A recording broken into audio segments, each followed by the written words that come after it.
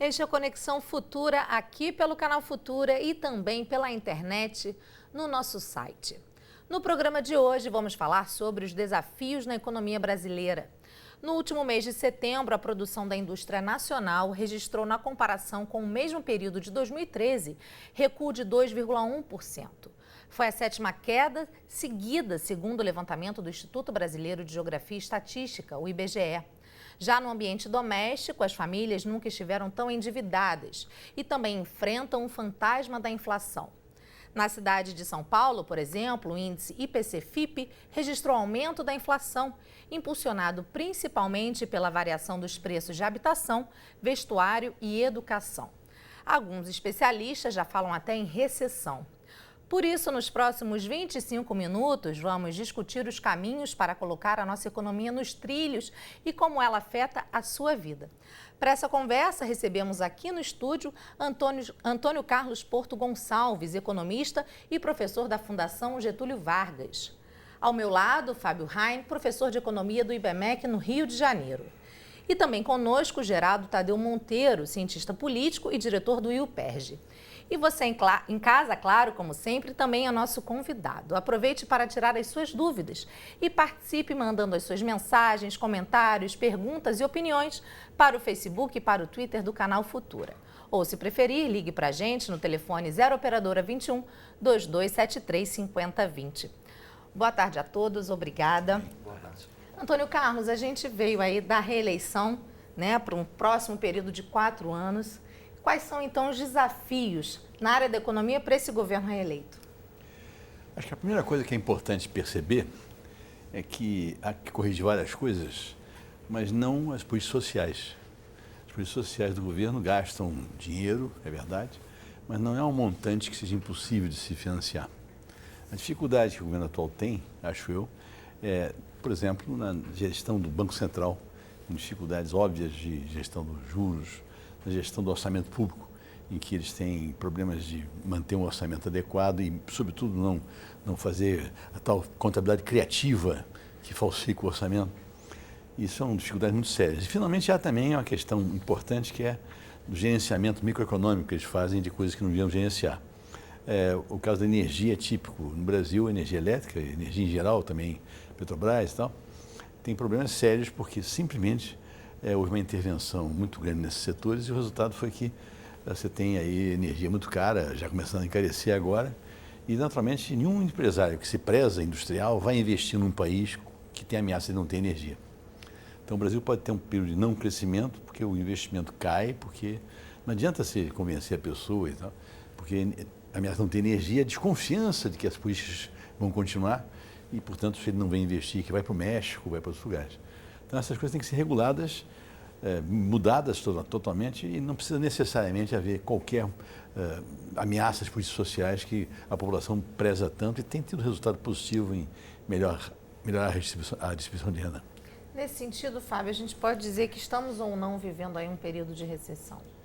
Eu diria que a gente vai viver um período muito complicado, principalmente para 2015, onde será necessário alguns ajustes importantes. Os indicadores estão aí, estão mostrando isso aí. Ajustes importantes em relação à inflação e essa semana agora também em relação ao déficit público, que preocupa muito, principalmente relacionado aos gastos do governo. Eu concordo com o professor Antônio Carlos quando ele diz que o problema não são os gastos feitos pelos programas sociais. Existe espaço para isso, existe até a possibilidade para ampliação disso, mas o grande problema é a gestão disso. Nós temos um problema sério de gestão e isso independente do aspecto partidário. Nós temos um problema de gestão que precisa ser corrigido nos próximos anos.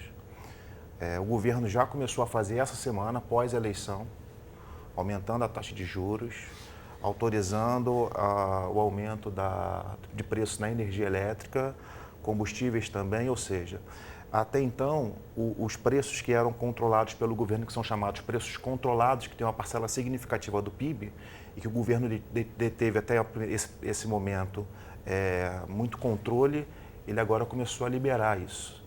Então, a inflação que já saiu do teto máximo sairá ainda mais com os preços administrados. Geraldo, o Antônio Carlos e o Fábio falaram de desenvolvimento econômico ligado, caminhando juntamente com o investimento em políticas sociais. Esse foi um tema que também permeou aí os debates, né? Houve até, a gente pode dizer assim, uma polarização nesse sentido, né? É possível caminharmos juntos com a continuidade dos investimentos em políticas sociais com o desenvolvimento econômico, e esse é um desafio? Eu diria que é o principal desafio hoje da presidente Dilma, é conciliar, digamos, a necessidade de ajustes que acho que todos os analistas, todos os especialistas têm apontado, com a manutenção de um arranjo político que é essencialmente distributivista. Ou seja, todo digamos, o desenvolvimento político recente do Brasil, vamos pegar aí os 3 mandatos do PT no governo, se basearam numa ideia de que o Estado deve participar ativamente do processo econômico, ele deve, de alguma maneira, ser o redistribuidor da riqueza, e isso tem sido feito com relativa competência. Quer dizer, a gente vê, por exemplo, que o salário mínimo nos últimos 20 anos teve uma recuperação real, em termos reais, de 126%. É muito significativo. Ao mesmo tempo, o modelo baseado na inclusão pelo consumo, né, tem permitido que, por exemplo, hoje 50% dos lares brasileiros tenham computadores, praticamente 30% de todos têm acesso à internet. A venda de bens de consumo duráveis, por exemplo, linha branca, automóveis, aumentou exponencialmente. Nos últimos 10 anos ou mais, a frota de automóveis cresceu 175%, a frota de motos cresceu 644%. Nós criamos uma verdadeira sociedade de consumo de massa no Brasil, e isso está calcado no modelo distributivista e um arranjo político que envolve centrais sindicais, movimentos sociais, partidos políticos, todos reivindicando também a sua parte nesse bolo, né? E nesse momento em que a presidente Dilma acabou de vencer uma eleição muito difícil, muito disputada, ela está mais dependente das forças políticas que a elegeram. Anteontem mesmo o PT soltou uma nota da Executiva Nacional dizendo que reivindicava mais participação no governo. Ontem, os governadores eleitos pelo PT no Nordeste disseram o mesmo, ou seja, já há uma movimentação. E, ao mesmo tempo, ela vai ter que fazer uma política de restrição, uma política econômica de restrição. Então, eu diria que manter esse arranjo político pelos próximos anos vai ser o principal desafio da presidente Dilma nesse momento. Isso que o Geraldo citou, né, da ampliação aí a linhas de crédito, né, de incentivo ao consumo, isso de que forma afeta e de que forma afetou a economia brasileira na prática? Eu diria o seguinte, que a política adotada pelo governo atual tem uma participação maciça, né? A participação do Estado na economia ela é maciça, né? No entanto, o que a literatura econômica diz, e no modelo mais liberal, a participação do Estado ela tem que prover principalmente 3 questões importantes, que é a educação de qualidade, investimentos efetivos em infraestrutura e privilegiar a concorrência, né? O que nós vemos hoje, e eu concordo também com o professor Geraldo em relação à ampliação dessa massa de consumo, mas o que nós vemos é que isso tem um prazo de validade.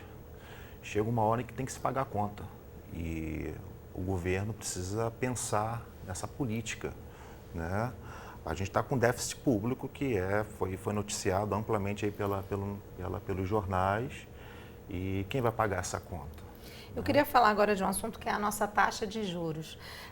Antônio Carlos, recentemente o Comitê de Política Monetária do Banco Central elevou a taxa Selic para 11,25% e tem projeções aí para 2015 da Selic chegar a 12%.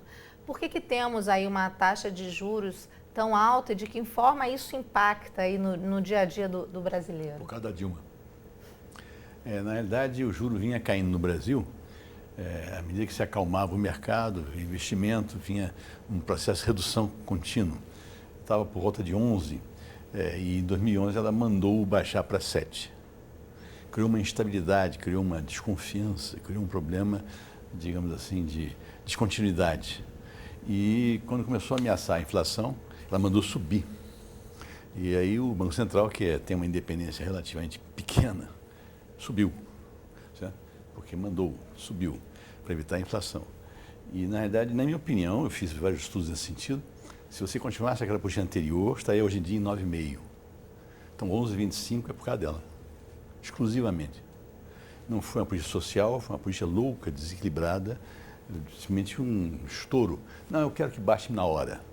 E baixou de 11,5 para 7,25. O resultado foi que você teve um atraso no processo, porque criou instabilidade, criou desconfiança, e isso aí, evidentemente, teria 9,5 hoje em dia e com inflação controlada, porque esse foi o problema. E a taxa Selic é que influencia as taxas do Exatamente. banco, né? A taxa para o consumidor, né? Na realidade, o Banco Central do Brasil vinha há algum tempo, durante o governo Lula, fazendo política de redução sucessiva com Meirelles da taxa de juros, contínua, sucessiva e tal.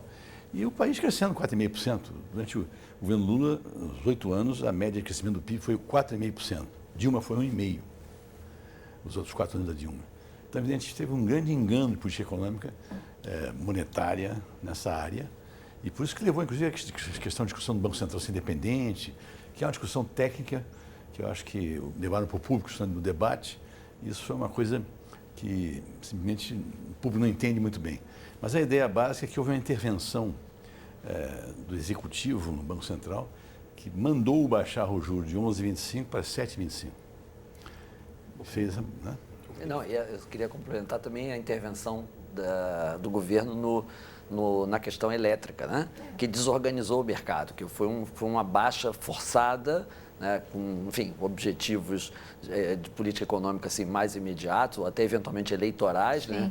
Para manter a inflação sob controle, e desorganizou o mercado de energia elétrica, que gerou um rombo de mais de 17 bilhões de reais, que foram financiados inicialmente por meio de empréstimos junto ao setor bancário.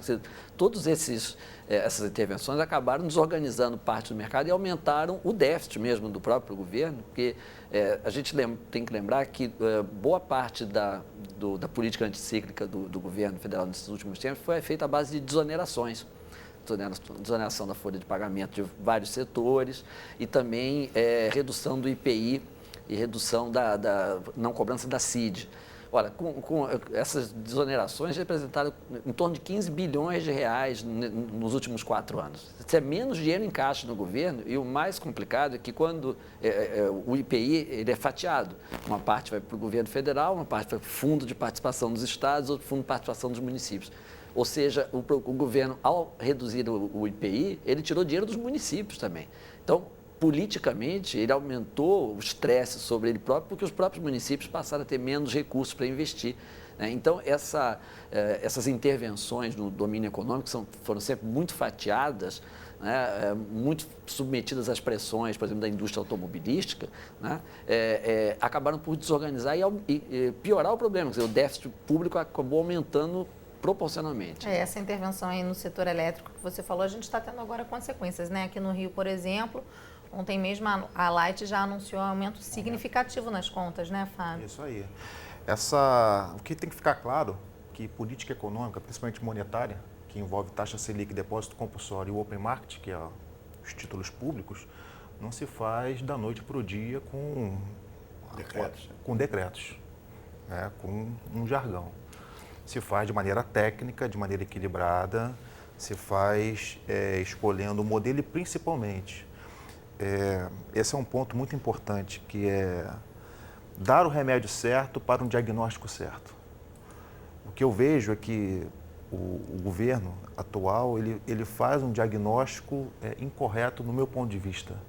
Ele faz um diagnóstico muito incorreto e aí tem essas questões, essas discrepâncias em relação ao remédio dado ao diagnóstico feito, né? Tem um outro assunto que a gente tem visto aí bastante, que é a alta do dólar, né? Eu queria falar então sobre o câmbio. A gente viu hoje pela manhã, o dólar estava operando em alta aí de 2,52. Especificamente, como é que a inflação impacta na alta do dólar, né? Já que é a moeda que a gente sempre usa aí como comparação, e como é que isso influencia também aí no bolso do consumidor? Professor. Eu acho que o dólar ele é uma moeda estrangeira, então depende também do que você passa nos Estados Unidos, certo? Então, existe a ideia na economia americana de uma recuperação da taxa de juros, que está até sendo protelada e tal, que vai fazer com que haja uma certa fluxo de capital para a economia americana. E aí você vai ter, naturalmente, uma situação em que aqueles que investiam no Brasil compram dólar para investir lá fora. Em algum nível vai acontecer isso, em algum ponto vai acontecer isso. Então, há um elemento interno e externo, não é só a questão interna. A questão interna, no entanto, pode ser melhorada um pouquinho, a questão do dólar, porque a confiança na economia faz com que o cara venha investir no Brasil. Então, evidentemente, se você tiver uma política econômica coerente e não pode dirigir o Brasil, é um navio enorme, um petroleiro, não pode dirigir um kart, assim de qualquer. Então, se fizer uma coisa coerente, contínua, eu acho que o dólar vai se comportar de maneira muito melhor. Mas depende também do que se passa nos Estados Unidos e no estrangeiro, porque é uma moeda estrangeira, evidentemente, pode ser que tirem recursos daqui para colocar lá e tal, há esse prognóstico, mas eu acho que em 2015 não. Aparentemente, o movimento de subida de juros nos Estados Unidos vai ser no segundo semestre ou, quem sabe, em 2016, mas o fato é que há esse elemento externo, sim. Isso que o professor colocou liga logo às eleições de ontem, né, nos Estados Unidos, onde o Obama perdeu aí a maioria do Partido Democrata no Congresso. Isso pode trazer interferência, Geraldo, no dia a dia aí da economia e da política brasileira?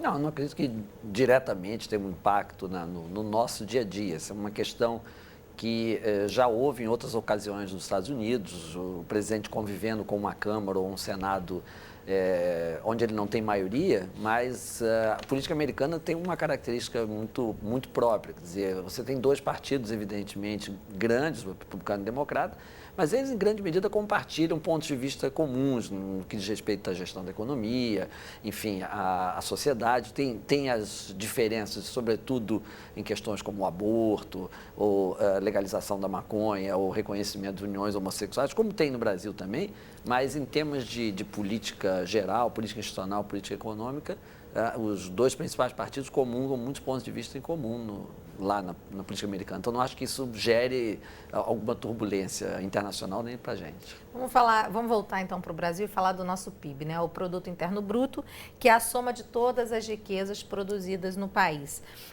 O PIB deve fechar com uma expansão de 0,7%, quando o Banco Central já projetava uma expansão de mais de 1,6% de alta do PIB esse ano, que não é o que a gente está vendo, né? Por que o nosso PIB cresce tão pouco em 2014? A gente enfrenta um problema já há alguns anos no Brasil de crescimento econômico. A gente precisa novamente repensar a questão da confiança por parte dos investidores. Investidores estrangeiros e principalmente também da indústria no país. O papel do Estado hoje, incluindo a parte de financiamento, se você olhar lá o ranking, isso envolve dinheiro público, né, do BNDES, você tem um privilégio por parte do governo em relação a pequenos grupos, as mesmas empresas sempre. E isso também acaba atrapalhando também o desenvolvimento econômico do Brasil. Outro lado importante também é a promessa também da Copa do Mundo, dos eventos esportivos e Olimpíada, aqui no Rio de Janeiro. Você teve uma promessa aí de investimentos em infraestrutura, de estradas, transporte, mobilidade urbana, enfim. E aí a gente volta novamente ao ponto. A gente gasta muito dinheiro, mas a qualidade desse dinheiro investido, né, além dos gargalos, evidentemente, a gente não consegue perceber no nosso dia a dia. Mas, assim, a gente pode dizer que nos últimos anos, né, estamos falando aí de recessão, crise, gastos públicos, inflação, teve alguma coisa de bom na economia brasileira nos últimos anos, que a gente pode dizer que foi, assim, um avanço? Principalmente a questão do avanço das classes mais baixas para a classe C, né? Esse realmente foi um ponto importante, inclusive foi pauta, foi agenda do partido no poder, né, para vencer as eleições esse ano, a presidente. Mas o ponto fundamental é que esse avanço social que houve foi importante e deve continuar, não implica em se ter esse custo de incerteza, em ter esse custo de o investidor ficar assustado. Pelo contrário, eu acho que isso aí cria aí uma estabilidade política maior no país, ele pode até ser, certamente uma distribuição de renda mais equitativa deve causar um certo conforto social e político maior e até mais investimento, mas infelizmente o lado do investimento foi tão mal conduzido que a coisa acabou não acontecendo. Porque o custo da política social não é você ter uma recessão, as coisas não estão associadas, embora até na eleição alguns começaram a afirmar isso, mas não está ligado mesmo. E a questão principal é o tamanho do Estado brasileiro. Hoje o Estado brasileiro é um Estado muito pesado.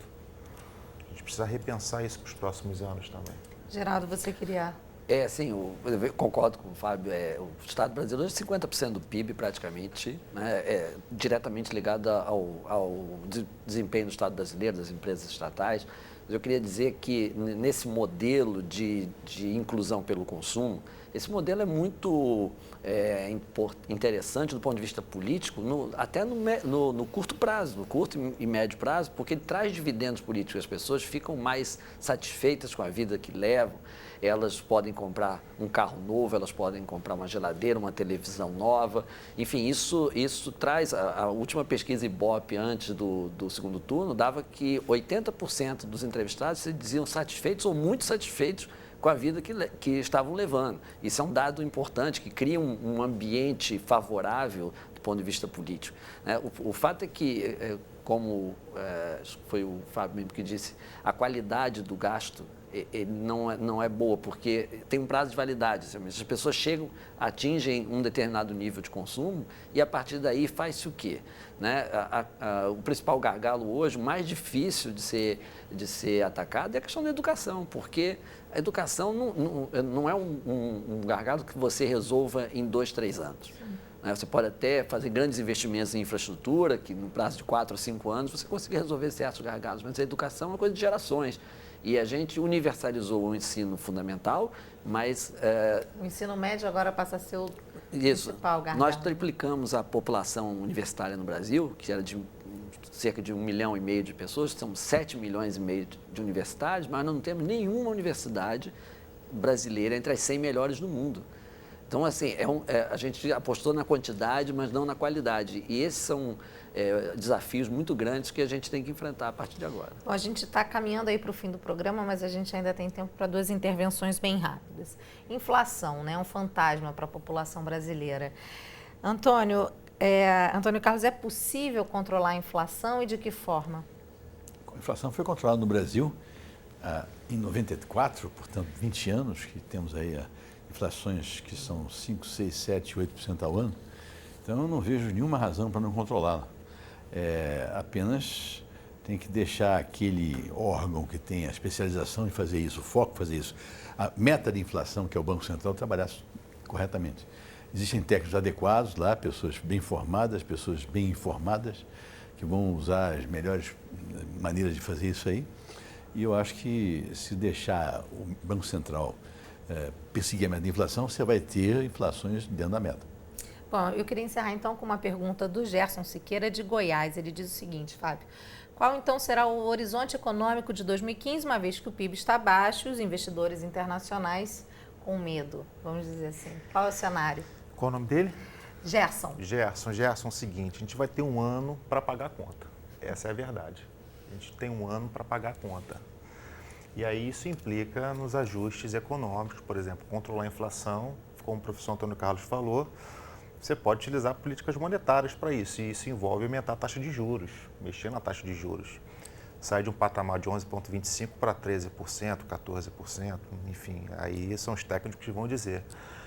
A gente precisa também repensar, eu digo novamente isso aqui, repensar o tamanho do Estado brasileiro. Hoje, o Estado brasileiro ele consome grande parte das nossas riquezas. E isso é preocupante, porque também isso tem um prazo de validade. E eu não sei se o partido no poder, se o governo tem esse tipo de interesse. Bom, queria agradecer, infelizmente o nosso tempo acabou. Obrigada pela participação, pelas explicações. Até uma próxima oportunidade. Obrigado. Bom, antes de encerrar o Conexão Futura de hoje, eu vou falar de um evento que vai movimentar a vida de milhões de brasileiros nesse fim de semana. No sábado e no domingo serão realizadas as provas do Exame Nacional do Ensino Médio, o Enem. E ao longo de todo o ano de 2014, o Futura tem acompanhado a rotina de quem está se preparando para as provas do Enem, como uma websérie, uma série de entrevistas e reportagens especiais sobre esse tema. Então, para ter acesso a todas essas informações, acesse www.futura.org.br/Enem no Futura. E a gente espera você aqui de segunda a sexta, ao vivo, às 2h30 da tarde, ou nas nossas reprises, à 00:30 e às 7h30 da manhã, e a qualquer hora do dia e da noite, claro, no site do canal Futura. Uma boa tarde e até a próxima!